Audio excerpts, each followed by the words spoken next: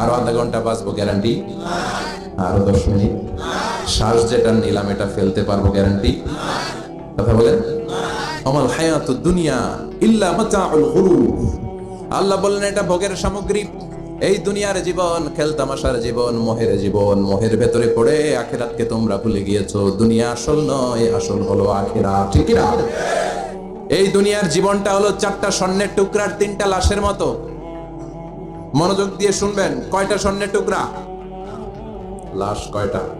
বনি ইসরায়েলের জামানাতে 3 যুবক ভাগ্যের সন্ধানে, ভাগ্য চেঞ্জ করার জন্য কাজের সন্ধানে তারা বের হয়েছে। পথিমধ্যে গুপ্তধন পেয়েছে, 4টা স্বর্ণের টুকরা পেয়েছে 3 জন। কয়জন? কয়টা স্বর্ণের টুকরা? 4টা স্বর্ণের টুকরা পেয়ে মহা খুশি, খুশিতে বাকবাকুম। কে আমাদেরকে পায়?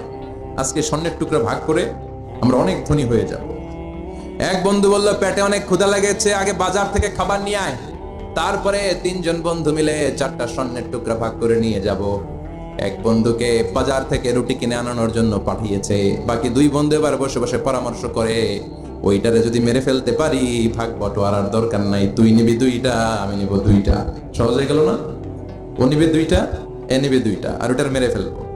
যেটা রুটি আনতে গেছে সেটা মনে মনে ভাবে, রুটিতে যদি বিষ মিশাতে পারি। কি মিশাতে পারি? আর ওই 2টারে যদি খাওয়াইতে পারি তাহলে সব আমার, গোটা দুনিয়া আমার, দুনিয়াকে মজা লেলো, দুনিয়া তোমার। যে চিন্তা ওই কাজ। রুটির মধ্যে বিষ মেখে এনে বন্ধুদের কাছে দিয়েছে। 2 বন্ধু মিলে ওইটারে ঘুষান শুরু করছে। ঘুষাইতে ঘুষাইতে শেষ, একটা শেষ, উইকেট একটা পড়ছে। কয়টা? আর আছে উইকেট কয়টা? ওই 2 উইকেট। কয় ক্ষুধা লাগছে এটারে মারতে, অনেক কষ্ট হয়েছে, আগে খায়া লই। আগে কি করি?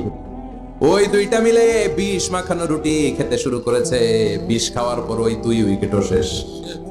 কেউ নাই, 3টাই লাশ হয়ে পড়ে আছে, 4টা স্বর্ণের টুকরা পাশে পড়ে আছে। এটাই হলো দুনিয়ার জীবন। চিল্লায় বলেন ঠিক কি না? এজন্য আল্লাহ বললেন, গোলাম থাকতে আসো নাই, চলে যাবা। কুল্লু নাফসিন যায়িকাতুল মাউত সুম্মা ইলাইনা তুরজাউন। সবাইকে মরতে হবে, কেউ থাকবে না। এই পৃথিবীতে প্রাণ নিয়ে যারা আগমন করার সুযোগ পেয়েছে সবাই মরবে। আজ হোক কাল, আগে হোক পরে, সবাইকে যেতে হবে। চিল্লায় বলেন ঠিক কি না? আবার আল্লাহ বললেন, আইনামা তাকুনু ইউদরিকুমুল মাউত। যেখানেই থাকো না কেন মৃত্যু তোমাদেরকে ছাড়বে না। মৃত্যু তোমাদেরকে সাক্ষাৎ করবে, মৃত্যু তোমাদেরকে খুঁজে বের করবে। যদিও সুদূর আকাশ পানে, পালাও সেথায় লাগিয়ে সিঁড়ি। আকাশের উপরে যদি বিশাল সিঁড়ি লাগিয়ে 4র্থ আকাশে চলে যান, চাঁদের মধ্যে বাড়ি করেন, মঙ্গল গ্রহে বাড়ি করেন, ওই জায়গায় মালাকুল মাউত আপনারে খুঁজে পাবে না। চাঁদেও খুঁজে পাবে। মঙ্গল গ্রহে যদি যান, স্যাটেলাইট, আমাদের একটা বঙ্গবন্ধু স্যাটেলাইট চ্যানেল লঞ্চ করা হয়েছে না, ওইখানে গেলে তো আর নাই মালাকুল মাউত। কথা বলেন। আল্লাহ বললেন, ওয়াজাআত সাকরাতুল মাউতি বিল হক। মৃত্যুর কষ্ট তোমাদের ছাড়বে না, যেখানেই তোমরা থাকো না কেন মৃত্যু ঠিকই তোমাদের পাকড়াও করবে। চিল্লায় বলেন ঠিক কি না? আবার মৃত্যুর একটা নির্ধারিত সময় আছে। ওই সময় যখন আসে 1 সেকেন্ড আগেও আসে না, পরেও আসে না। কার কথা? লিকুল্লি উম্মাতিন আজালুন ফাইযা জাআ আজালুহা লা ইস্তাখিরুনা সাআতাও ওয়ালা ইস্তাকদিমুন। মৃত্যুর জন্য একটা নির্ধারিত টাইম আছে। টাইমটারে বেঁধে দিয়েছে কে? ওই টাইমটা যখন চলে আসে 1 সেকেন্ড আগেও আসে না, 1 সেকেন্ড পরেও আসে না, অন টাইম আসে। কিভাবে আসে?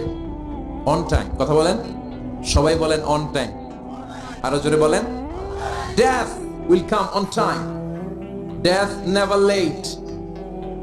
মৃত্যু যখন আসে অন টাইমে আসে, নির্ধারিত একটা সময় আসে। ওই সময়ের আগেও আসে না, পরেও আসে না। 1 সেকেন্ড আগেও আসবে না, পরেও আসবে না। মনে করেন আপনাকে রব্বুল আলামিন 60 বছরের হায়াত দিয়েছে, আপনার বয়স এখন 50 বছর, আরো বাকি কয় বছর? এখন গোটা বিশ্বের সবাই মিলে যদি আপনারে মারতে চায়, কিছু করতে পারবে নাকি? কথা বলেন। আবার রব্বুল আলামিন আজ রাত 12টায় আপনার হায়াত কেড়ে নেবে। মালাকুল মাউত এসে রূহ কবজ করবে। দুনিয়াতে আর থাকার কোনো পারমিশন আপনার নাই, থাকার কোনো সুযোগ নাই। গোটা বিশ্বের সবাই মিলে যদি আপনারা রাখতে চায়, রাখতে পারবে নাকি? কথা বলেন।